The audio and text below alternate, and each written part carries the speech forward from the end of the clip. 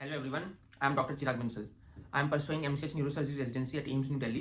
तो आज मैं एक और बहुत ही इंपॉर्टेंट वीडियो लेकर आया हूँ आप सबके लिए because your NEET PG 2024 is coming very closer on 11th of August. तो आज की वीडियो जो है उसका हमारा टाइटल रहेगा एग्जाम सॉल्विंग ट्रिक्स. ये सबसे इंपॉर्टेंट है बिकॉज आप चाहे जितनी भी पढ़ाई कर लो नीट पीजी के लिए, उसके पहले जितनी भी प्रेपरेशन कर लो, अगर आपको ये कुछ इंपॉर्टेंट ट्रिक्स आती हैं तो this will always be a distinguishing factor from another student जिसने पढ़ाई तो की है पर वो एग्जाम में उतना परफॉर्म नहीं कर पाता है. एंड जितने टॉपर्स हैं, बिलीव मी, उन ऐसा नहीं है कि उन सबको सारे क्वेश्चंस के आंसर आते होते हैं. Only and only because of this tricks 10 से 20 क्वेश्चन वो ठीक करते हैं एंड उनकी रैंक आती है. तो ये एक चेंजिंग वीडियो हो सकती है आपके रैंक के लिए, आपके इंस्टीट्यूट के लिए, आपकी ब्रांच के लिए. तो प्लीज़ आप इस वीडियो को बहुत ध्यान से देखिएगा and focus on each and every point जो मैं इस वीडियो में आपको बताने लगा हूँ. सबसे पहला एंड सबसे इंपॉर्टेंट पॉइंट है माइंडसेट. एग्जाम के टाइम पे आपका माइंडसेट कैसा होना चाहिए. देखो, माइंडसेट में सबसे इंपॉर्टेंट है कि आपको एक पॉजिटिव माइंडसेट के साथ जाना है. सबसे पहले तो मानो कि आपके एग्जाम के एक हफ्ते पहले अच्छी पढ़ाई नहीं हुई, तो आप उससे अपने माइंडसेट को नेगेटिव नहीं करोगे कि यार मेरा तो एग्जाम होगा ही नहीं, या तो अभी मैं नेक्स्ट ईयर के लिए सोचूंगा. बहुत से स्टूडेंट्स मैंने ये सोच के जाते हुए देखे हैं कि इस साल पॉसिबल नहीं है, मैं नेक्स्ट ईयर सोचूंगा. This is the worst ever mindset जो आप लेके जाओगे एग्जाम में. आपको हमेशा, चाहे आपकी कितनी भी प्रिपरेशन है, चाहे आपने एक साल से पढ़ाई नहीं की, ये सोच के जाना है कि मेरे अंदर कुछ तो है कि मैं एमबीबीएस कर सका और अभी मैं नीट पीजीबी निकाल के दिखाऊंगा. एक पॉजिटिव, एक अच्छे फोकस्ड माइंडसेट के साथ जाना है, कॉन्फिडेंट साउंड करना है. पक्का बता रहा हूँ, इससे 10 से 20 क्वेश्चंस का फर्क पड़ेगा. And also trust your capabilities जो आपने प्रेपरेशन की है and you will get a good score. Don't panic during the exam time and give your best. Just give your 100%, leave the rest to God. अपना 100% देना है हर question में. जो आपके कंसेप्ट हैं उनको अप्लाई करना है. जो फर्स्ट टाइम में आपको आंसर लग रहा है उसको मार्क करना है, एंड मूवमेंट में चेंजेस नहीं करने हैं. अब just before the exam don't study, ये सबसे इंपॉर्टेंट है. वहां पे जाकर भी कुछ लोग सोचते हैं कि मैं अपने लास्ट के कुछ टॉपिक रिवाइज कर लूं. This is not a good idea. आपने जितना 5.5 साल में रिवाइज करना था, और अगर आप ड्रॉपर हो तो जितना उसके बाद आपने ड्रॉप करने में टाइम लगाया उसमें रिवाइज करना था, उससे ज्यादा आप वो आखिरी के 1 घंटे में रिवाइज नहीं कर सकते. That is a time for you to relax, for you to just calm your mind. Okay, don't get influenced by other students around. ऐसा मत सोचो कि यार वो पढ़ रहा है, जो पढ़ रही है वो मेरे से ज्यादा इंटेलिजेंट है, उनको मेरे से ज्यादा आता है. अपने आप में कॉन्फिडेंट रहना है. अपने जो भी आपकी मेहनत है उस पर बिलीव करना है और ये सोचना है कि आप अच्छा रिजल्ट लेकर आओगे. घबराना नहीं एग्जाम के पहले, बस ऐसे काम एंड कंपोज्ड रहना है. ठीक है. Application of knowledge. अब तीसरी चीज जो है, how to apply your knowledge during the exam. देखो, एक ना विजुअल मेमोरी होती है एग्जाम में. जैसे आप सपोज करो आपको कोई कंसेप्ट आपके टीचर ने मैरो की वीडियो में पढ़ाया, तो डैम्स की क्लास में पढ़ाया, तो भाटिया की वीडियो में पढ़ाया, कहीं पे भी पढ़ाया. उसके बाद आप उस चीज को अपने फ्रेंड के साथ डिस्कस कर रहे हो, सपोज करो, तो आपके एक विजुअल मेमोरी बन जाएगी. यार ये चीज तो मैंने मेरा फ्रेंड है सूरज, उसके साथ डिस्कस की थी, उसमें उसने ये बोला था. तो ये चीज जो होती है visual memory, this is the most important thing जो एग्जाम में आपके लिए आप एक अच्छा रोल प्ले करेगी आपका रैंक लाने के लिए, आपकी स्कोर को इंप्रूव करने के लिए. तो अगर कोई आंसर में आपको विजुअल मेमोरी याद आ रही है, जस्ट मार्क इट, क्योंकि वो सबसे स्ट्रॉन्गेस्ट मेमोरी है आपकी और आपका आंसर बिल्कुल करेक्ट होगा.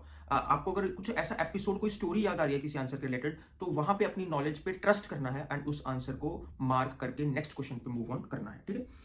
जैसे आपकी मान low flow charts, images, graphs, tables, ये भी आप पढ़ते हो ना. अब हमें कई बार रनिंग टेक्स्ट याद नहीं रहता, फ्लो चार्ट याद रह जाता है जो हमने अपने नोट्स में लिखा होता है. ऐसे ही टेबल्स याद रह जाती हैं, रनिंग टेक्स्ट याद नहीं रहता. इमेजेस की, इमेज में क्या दिख रहा था वो याद रह जाता है. अगर वो चीजें आपको याद आ रही है एग्जाम में और उससे आपका आंसर बन रहा है, तो you are right my friend, go ahead. ठीक है. And go with your gut feeling and don't make last moment changes, जैसे कि मैंने बताया. अब टाइम मैनेजमेंट. देखो, टाइम मैनेजमेंट एक बहुत ही इंपॉर्टेंट चीज है नीट पीजी एग्जाम के लिए. अब इसको आपको कैसे करना है मैं आपको बताऊंगा. अब देखो, नीट पीजी का न्यू पैटर्न आ गया है. उसमें 5 सेक्शंस उन्होंने बना दिए हुए हैं, A B C D and E. ठीक है, 5 सेक्शन बना दिए हुए हैं. अब हर सेक्शन में 40 एमसीक्यूज दिए हुए हैं उन्होंने. और क्योंकि टोटल एग्जाम 3 आवर 30 मिनट्स यानी कि 210 मिनट्स का है, तो टोटल एग्जाम एक सेक्शन के लिए हमारे पास बचते हैं 42 मिनट्स. ठीक है. अब हमें करना क्या है, practice all your custom module with 40 MCQs. 40 MCQs को दिमाग में रखते हुए हर कस्टम मॉड्यूल बनाना है और उसकी time limit maximum 35 minute set करनी है.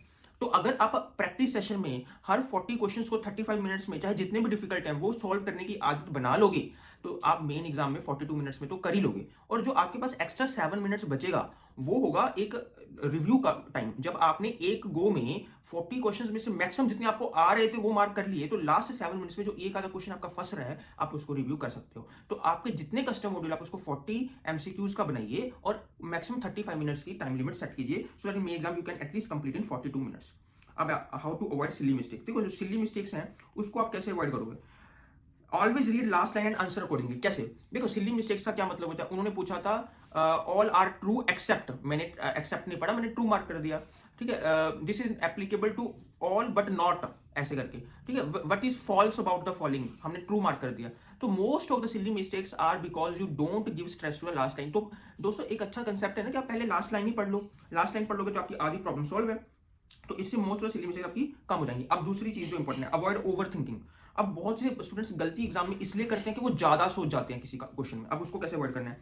Read options of the MCQ for avoiding over thinking. So last line पढ़ने के बाद आपको क्या पढ़ना है? Option. This will restrict your brain from over thinking. जैसे कि मैं एग्जाम्पल देके बताता हूँ।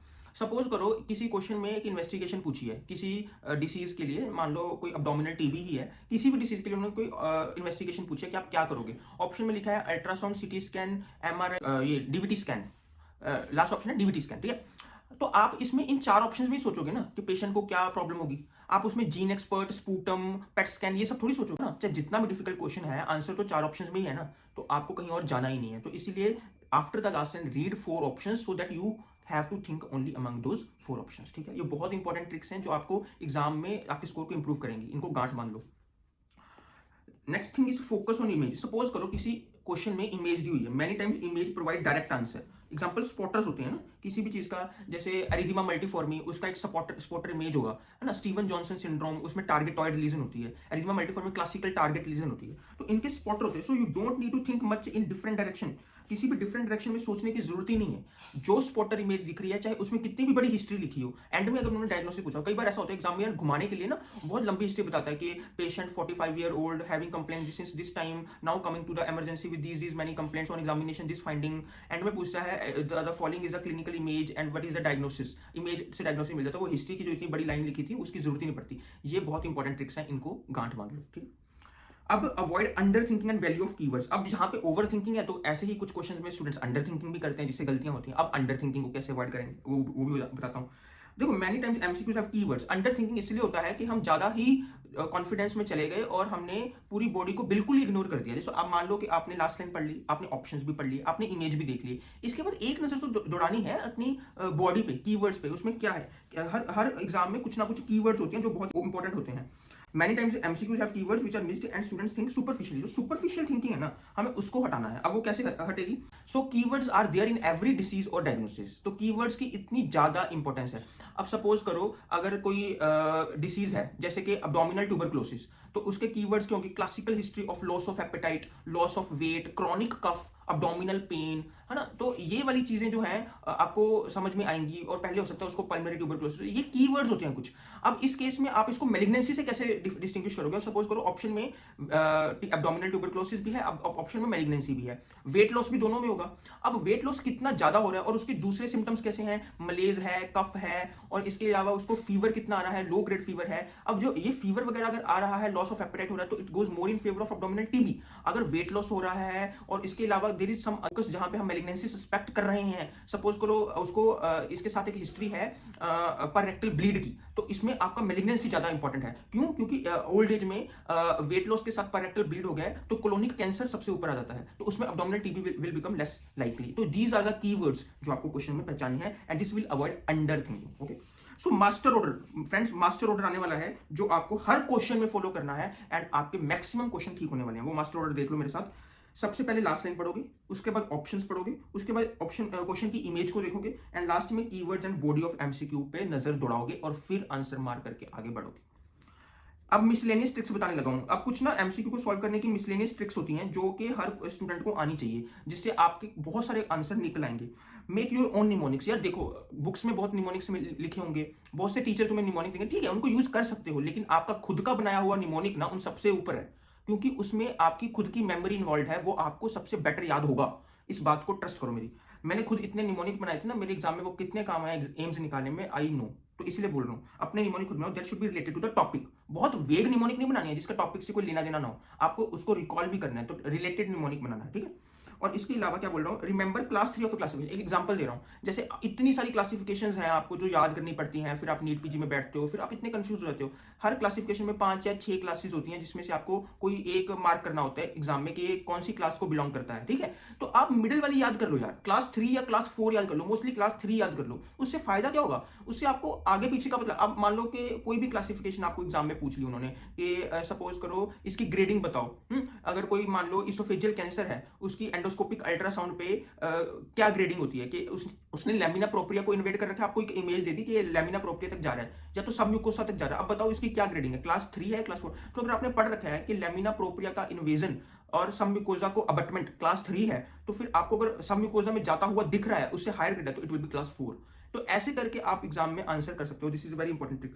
Try to remember topics as a story. अब ये एक और बहुत इंपॉर्टेंट बात है, देखो क्रैमिंग से कुछ नहीं मिलने वाला। अगर आप सोचोगे कि मैं रट्टा लगा लूंगा, मैं बार बार याद करूंगा, सुबह शाम पढ़ूंगा, कुछ नहीं होगा। नीट पीजी में बहुत वास्ट ओशन है ये, तो आपको स्टोरी बनानी है। स्टोरी कैसे बनानी है, सपोज करो आप कोई नया टॉपिक पढ़ रहे हो जिसमें आपके लिए बिल्कुल ही न्यू है। सपोज करो आप बायोकेमिस्ट्री में ये इंजाइम्स का पढ़ रहे हो कि कौन सा इंजाइम हाइड्रोलिसिस है, कौन सा ट्रांसएमिनेज होता है, कौन सा लाइगेसिस होता है। तो इनकी आप एक स्टोरी बना लो। अब हाइड्रोलिसिस में सपोज जो डाइजेस्टिव इंजाइम्स होते हैं वो सारे इन्वॉल्व होते हैं। अब आपको उनमें लाइगेसिस से कंफ्यूजन हो रहा है। लाइगेसिस क्या करते हैं, उनको जोड़ते हैं। हाइड्रोलिसिस में वाटर रिलीज होता है, तो हाइड्रोलिस की स्टोरी क्या यार, ये तो हाइड्रोलिस है, ये हाइड्रो देगा, यानी कि ये पानी को रिलीज करेगा। तो इसमें जितने भी डाइजेस्टिव इंजाइम, लेकिन लाइगेसिस में वो नहीं होगा, वो उसमें वाटर का मॉलिक्यूल रिलीज नहीं होगा। तो ऐसे करके ना उसके नाम से रिलेटेड एक स्टोरी अपने दिमाग में फ्रेम करने की कोशिश करो, जिससे आपको एग्जाम में चीजें याद आएं। I hope these important tricks will help you in the main exam and you will end up in getting a very good rank and a good branch in a good institute, and we'll see you after the exam, and I hope I will get a feedback from you कि आपको ये tricks ने help किया या नहीं। And अगर आपकी फिर भी कुछ क्यूरीज हैं तो those are most welcome, let me know in the comment section. I wish you all the very best once again and we'll see you in another video. All the very best. Thank you.